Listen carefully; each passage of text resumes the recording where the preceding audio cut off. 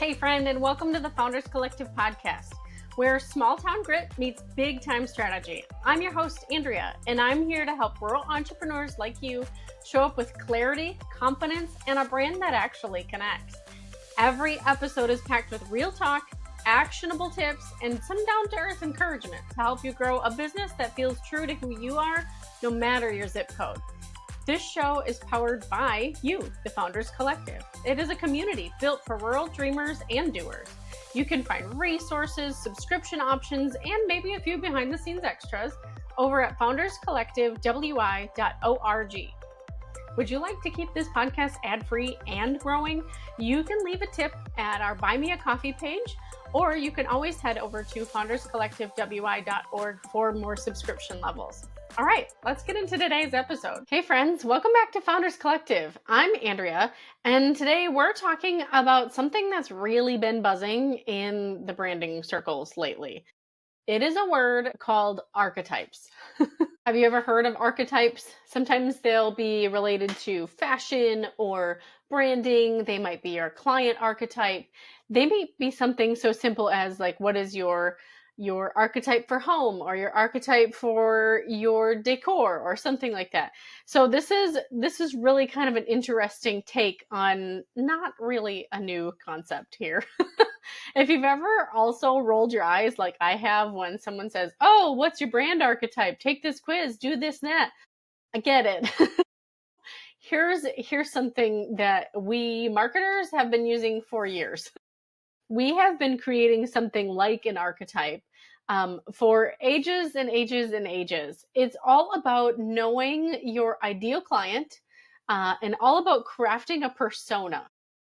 We have been doing that forever. We have a podcast on ideal client creation already. We also have lots of blogs and information on that on the Stonehouse website. I'd love for you to go to stonehouseddigitalconsulting.com and check that out. So I want you to know this isn't new information. If you're seeing this brand archetype, or what is your marketing archetype? What is your business archetype? That's not new. There's nothing new under the sun, right? Today, we're really going to debunk some of that hype, and I want to help you unpack why some of the archetypes still matter and show you how to find your people. Let's start with a little bit of a history lesson here. Back in the Mad Men era, does anybody remember that show from, goodness, that's probably 10 years ago plus now. Back in like the Mad Men, Ad Men era, the 50s, 60s, they were already using deep psychological profiles to sell products. There was a leading psychologist at the time. He pioneered what was really called motivational research. Isn't that fascinating? That just sounds interesting. So that applies psychoanalytic techniques to understand consumer behavior. That's not new. We've been thinking about that for a long time, haven't we? Applying knowledge and applying our psychoanalytic techniques. So what gets us inside of the head of the consumer? We've had that conversation many times, haven't we?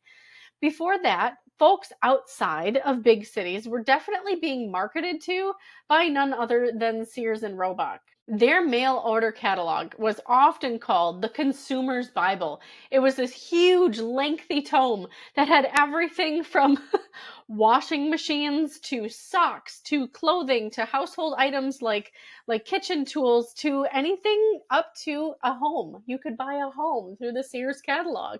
There's many Sears homes still in existence. It was absolutely wildly successful in rural America. It really wasn't just a catalog. Like I said, they had soup to nuts in there. It was absolutely everything. The catalog itself was a highly curated experience. This took someone incredible amounts of thoughts, and this team of people an incredible amount of time to design this around the lives and values of the rural consumers. That's really one of the earliest forms of what we call an archetype, or what I'm going to call your persona or your ideal client. The Sears catalog really understood their rural audience. They understood the rural audience's priorities, their schedules, and marketed directly to them. They mailed them this humongous catalog of products and anything and everything to make your life bigger, faster, better, right? It was marketed directly to rural folks.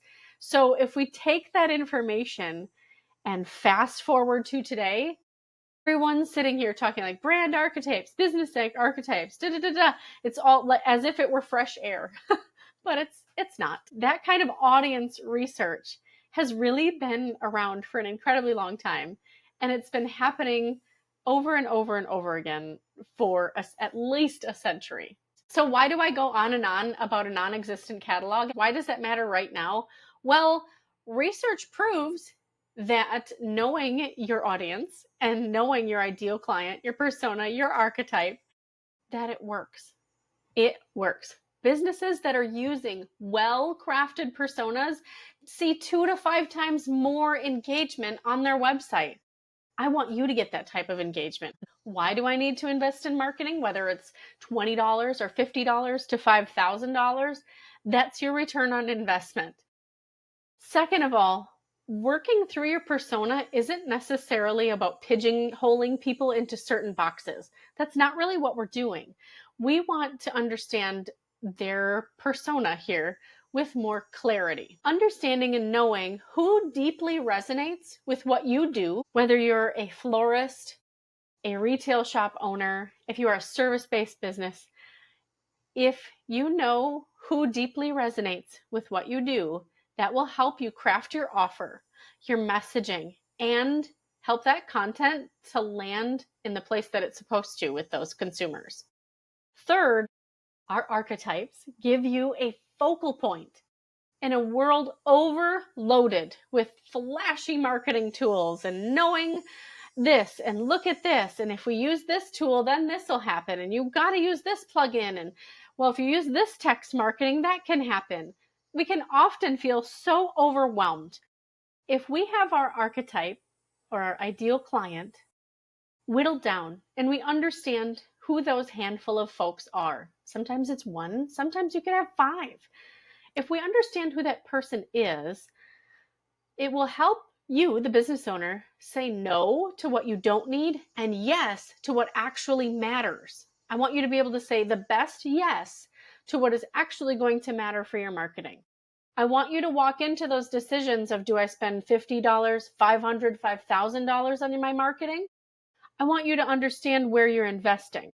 If you understand your ideal client, your archetype, if you understand who they are and the places that they hang out online, then you are much more likely to understand which modality and what budget you should be using to speak to them.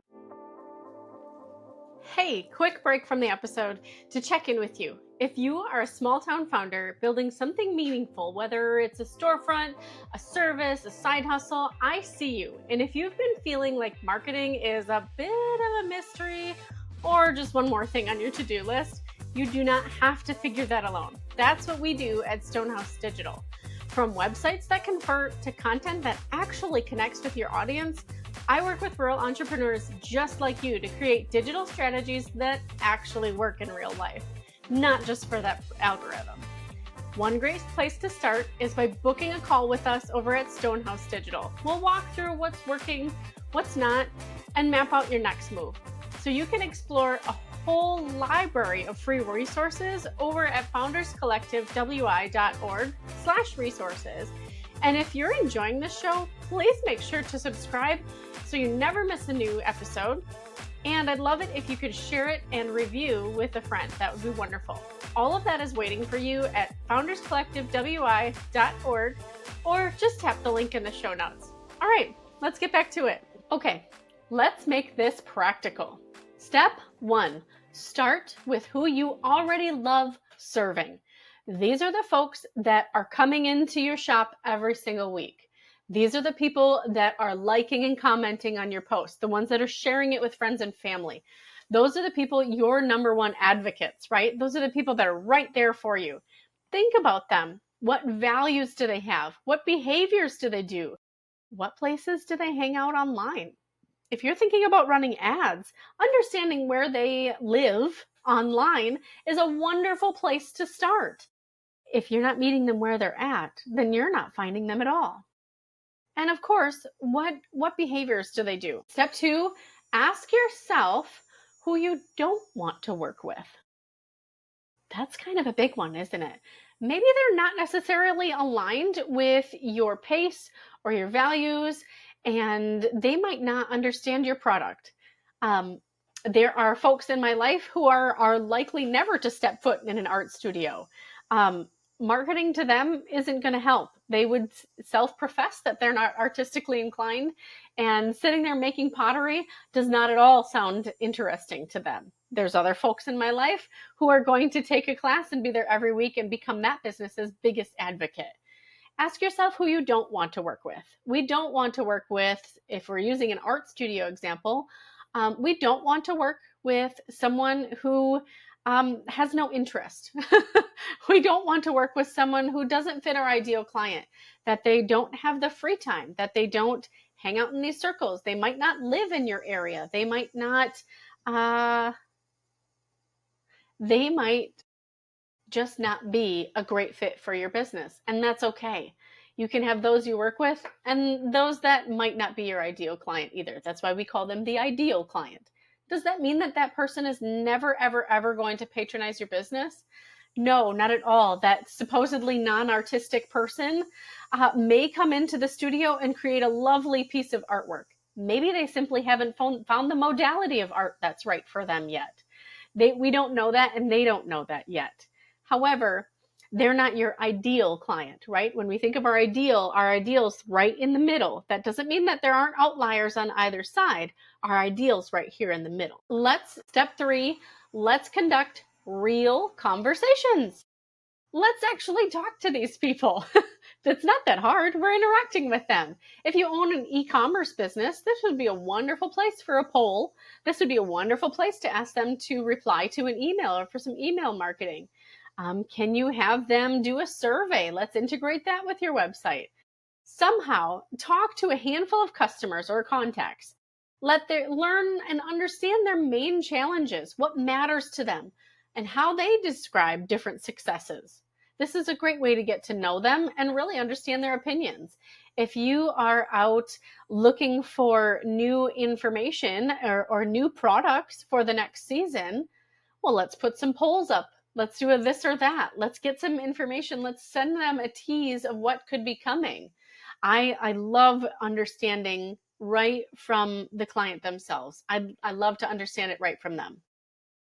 And step 4, of course, let's actually craft that archetype profile, that ideal client, that persona. Arose by another name here. we're giving them a different name here.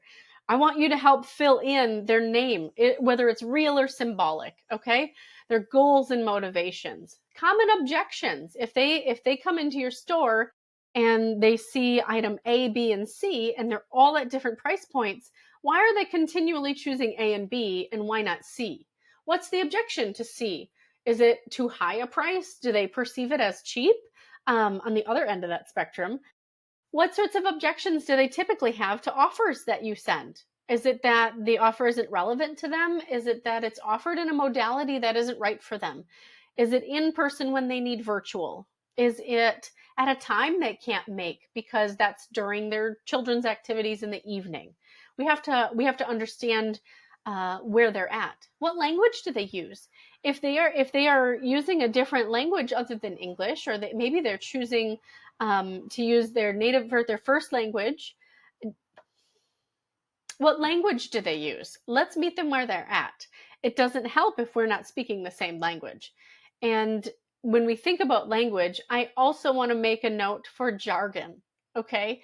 Jargon is its own language. Every specialty has its own skill set and its own language set in terms of the words that we use. If I were to consistently use marketing jargon, this podcast would be a bit dry toast and maybe not the most exciting to listen to.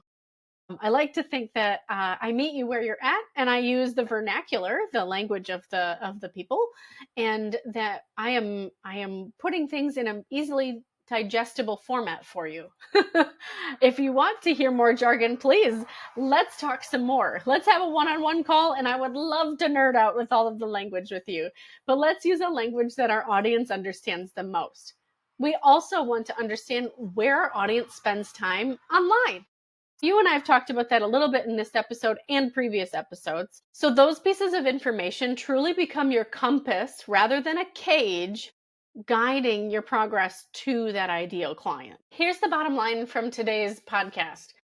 Archetypes aren't necessarily just a buzzword. They're incredibly powerful. They're as old as advertising itself, and it's still just as effective. And yes, you can absolutely build a sharp one for your business without having to hire an agency or a business guru or a coach or a business coach.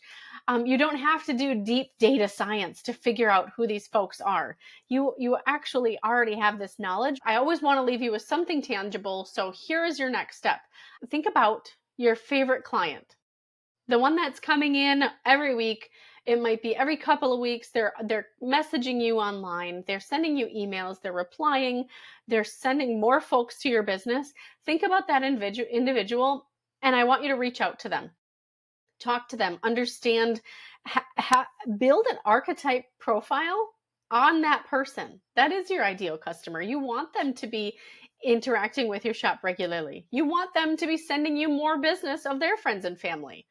I want you to interact with your ideal client, especially if they're actually a real person. Do you need help doing this? I completely understand. There's a lot here, and that can feel a bit overwhelming. We've created a free business archetype builder worksheet. There's always a good worksheet for everything. And I want you to grab that at founderscollectivewi.org/resources. I want to use it, bookmark it, add it to your Google Drive, and then I want you to truly use that to build marketing that actually speaks to that archetype. If you want help building that persona or mapping it out into a larger marketing strategy, book a session with us over at Stonehouse Digital. Our link is in the show notes. I want to connect with you and make marketing as easy as it can be. Thank you so much for listening. Until next time, keep telling your story to the people who truly understand you. Thanks for joining me on the Founders Collective. If today's episode helped you, please take a minute to follow, leave a review, and share it with another rural business owner who might need a boost. You can find more resources and support at founderscollectivewi.org, founderscollectivewisconsin.org. See you next time.